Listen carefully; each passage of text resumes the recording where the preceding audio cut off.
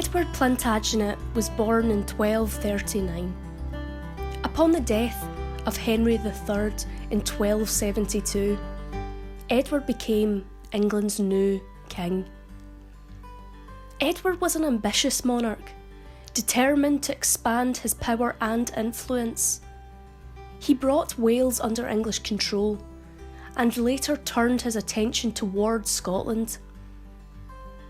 Edward had hoped to secure the Scottish crown for his family through the marriage of his son Prince Edward to Margaret Maid of Norway.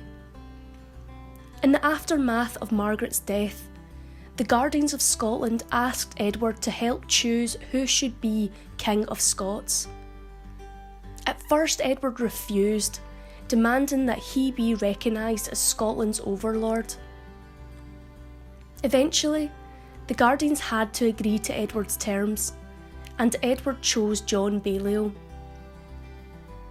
John Balliol was weak and easily controlled by Edward. Edward made further demands, such as committing Scottish soldiers to fight in English wars.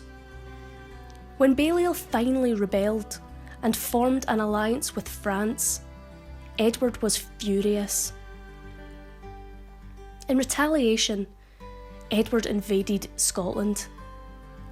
Balliol was defeated at the Battle of Dunbar in 1296 and forced to give up his throne. Scotland was now under English rule. Further emphasising his point, Edward removed the Stone of Scone and other relics of Scottish nationhood to Westminster Abbey in London. War cost money and lives. A number of Scottish nobles were unwilling to risk further losses and now accepted Edward with little resistance. Some among the nobility owned land in both Scotland and England. These families didn't want to make Edward angry and feared he would take away their property. However, many others among the Scots were still unwilling to submit. A sustained period of unrest and revolt broke out all over Scotland. Among this group was a certain William Wallace. So who was William Wallace?